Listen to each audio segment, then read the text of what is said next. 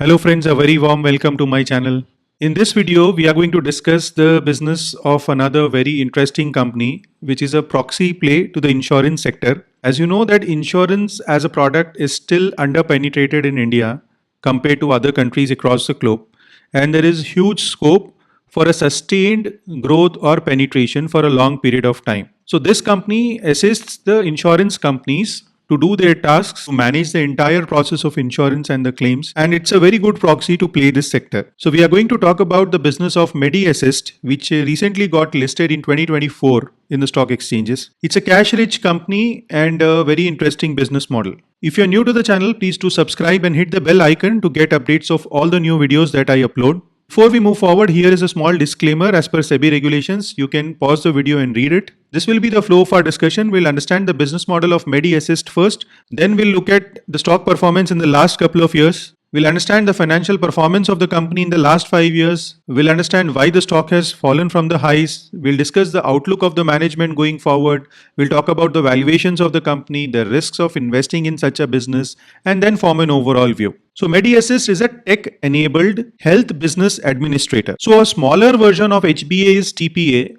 and HBA is a more comprehensive name which covers a lot of services or larger basket of services than a TPA. It has 19.5, almost 20% of the insurance market share in India. So it is one of the leading companies in this sector. It has a very wide network, not just in India as well as abroad, because a wide network helps these kind of companies to onboard new clients. So if they have a wide network of hospitals that they are working with, then the insurance companies are more than willing to join them. It's a tech-enabled company spending 5 to 7% of their revenue every year on developing new technologies, new products. They have grown not just by expanding their operations, but also by acquiring new companies. And governance-wise also, it's a pretty strong company. So this is how the transformation is going on from a regular TPA. The company is transforming into a health benefits administrator. So as a regular TPA, the company used to do the claim processing, the hospital network management, handling the entire customer service, looking at the cost control of the insurers. But now by investing in technology, by adding new lines of service, by increasing the coverage of services that they offer, they are transforming themselves into a health benefits administrator. So during this transformation, the company is spending a lot and doing a lot of data analytics. So for example, if you're trying to put a fake claim, earlier there was manual checking and human intellect was used to judge whether the claim is genuine or not. But now with a lot of information and history of claims, the entire data is dumped into a system, and using technologies like artificial intelligence, machine learning, the system itself is able to judge whether the claim is genuine or not.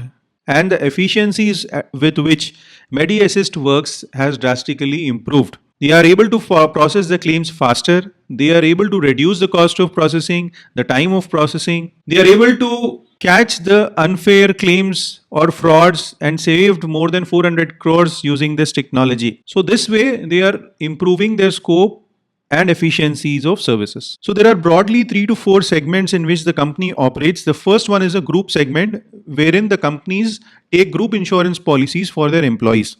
So in this, the company has a dominant position. They have a market share of almost 30% in group insurance. The premium under management, that is the total premium paid by all the customers in this segment, increased to 18,400 crores in FY25 from 16,372 crores last year, which is up by 12%.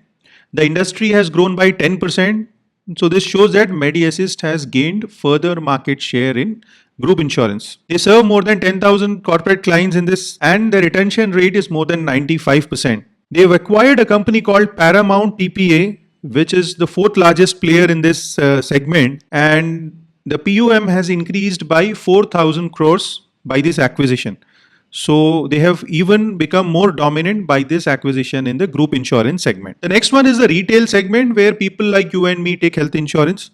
So in this, the company has a PUM of 2,700 crores, which is up by 30% compared to 2,092 crores last year. Industry growth was just about 12%, so they have gained market share in this also. The third one is the IPMI segment. This is related to the insurance, wherein let's say we are staying in India and we are traveling abroad for a leisure trip, or some work. So we take travel insurance. So such kind of insurances where the people are residents of one country but they travel to another country, or a foreigner is coming to India for some work. So these kind of insurances are covered in the IPMI segment. So this is operated through their subsidiary called Mayfair, and they have an active member strength of more than 1,85,000 people in this segment. And this has increased drastically by 71% compared to last year. But still in the world, there is huge opportunity in this segment, as there are more than 8.5 million global travelers, and this company already has access to 185 countries and 5 lakh providers, that is the hospitals and other healthcare providers. So with such a wide network, the company has a lot of scope to grow in the segment. The fourth one is the government segment, wherein the government comes out with several schemes like Ayushman Bharat, and the government pays the insurance premium for people who cannot afford it. So the people who are not able to afford medical treatments get free treatment, and the government pays the insurance premium on their behalf. So there are several schemes launched by the government, and Medi Assist works with the government and get paid by the government in this segment. So in this, they have done a revenue of about 80 crores in FY25, which is up by 24% compared to last year. And there are more than 200 million beneficiaries in this segment. Now, the main transformation going on in this company is with related to the tech. So in tech, what is the company doing? They have processed more than 8.9 million claims using technology, using their proprietary tech platforms which they have developed. Now, what are those tech platforms? One of the platforms is Matrix. So Matrix is a SaaS-based technology platform to process all the insurance claims faster in a more efficient manner. So there is another platform called Maven Insights. This is for detecting frauds in the insurance claims. And right now,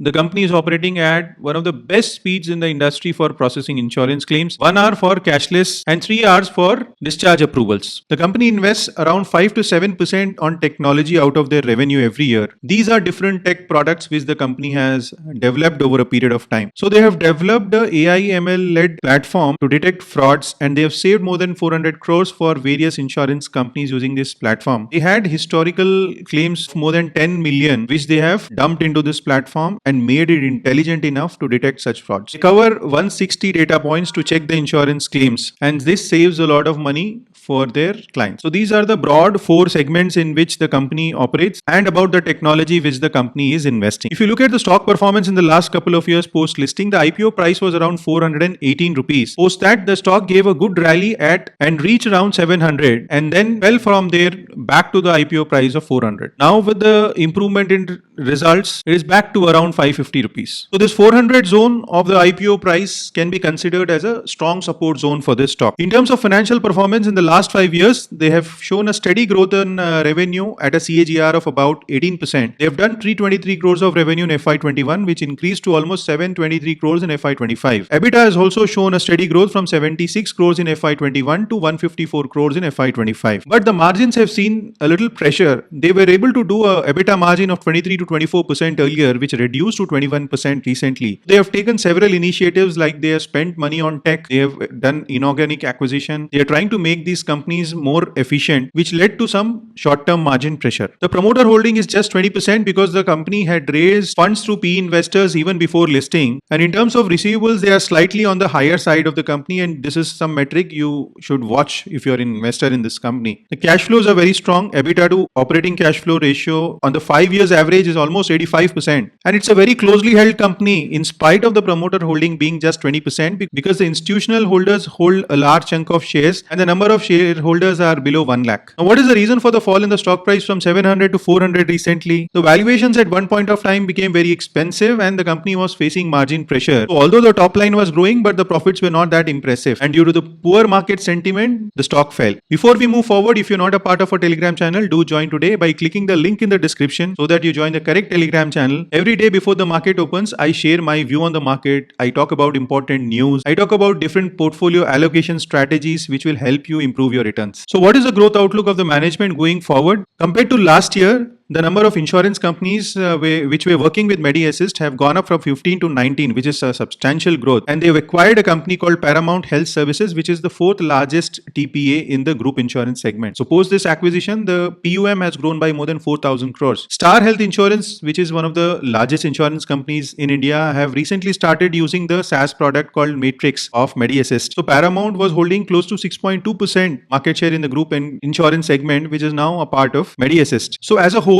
post this acquisition, for health insurance space, Medi Assist market share has gone up to 36%. So going forward, the company expects to grow their revenue in double digit, and they will do this by investing in technology, onboarding new clients, which are the insurance companies, growing geographically within India as well as in different countries, and will also continue to do inorganic acquisitions. And due to these investments in technology and inorganic acquisitions, there may be short-term pressure on the margins which the company is facing right now. The PUM has grown by 14% compared to last year. And now let's talk about valuations, which is the most critical part of this analysis. Right now, the company trades at a valuation of 42 times price to earning, price to book of about 7 times, EV/EBITDA of 22 times, and market cap to sales of about 5x. So the price to earning looks high because of high depreciation having an impact on the PAT. So I feel EV/EBITDA would be a more suitable metric to look at this company. But if I look at the EV/EBITDA of 22 times, I feel that the valuations are slightly expensive compared to the growth which the company is delivering. Now, what are the risks of investing in this business? It is a highly competitive business with cutthroat competition with other players who are also quite dominant in the industry. And that creates slight pressure on the margins also because Medi Assist cannot overcharge in an efficient market. The inorganic acquisitions are good, but merging them properly, streamlining their operations is also very critical. There could be regulatory changes by the government in this sector which can impact the business of this company. They are investing in technology and they have to be on their toes because going forward with the advent of AI and several other new technologies, their platform should not become obsolete. The promoter holding is as low as 20%, and going forward, there could be an intention that the promoters exit the company fully and this becomes fully a professionally managed company. So now that you've understood the business model of the company, the growth plans, the valuations, the risks, financials, what is an overall view on the stock? If you are holding the stock and you are an existing shareholder, you should continue to hold because fundamentally it's a good company. The sector has tailwind. The company is gaining market share. There is both organic and inorganic growth. But if you're looking at a fresh entry in the stock, one approach would be to wait for a correction in the stock or wait for some weakness in the market and then take an entry. The second approach would be you get in a staggered manner and try to buy higher quantity at a lower valuation. So that's about Medi Assist. I hope you like the crisp analysis. I've tried to cover all the important points in this 10-minute video. If you like it, hit the like button and subscribe to the channel. If you want me to make videos on your favorite stocks, do mention the names in the comment section. When this was picked up from the last video's comment, do join our Telegram channel by clicking the link in the description button. It's a free channel. Thank you for watching and have a wonderful day.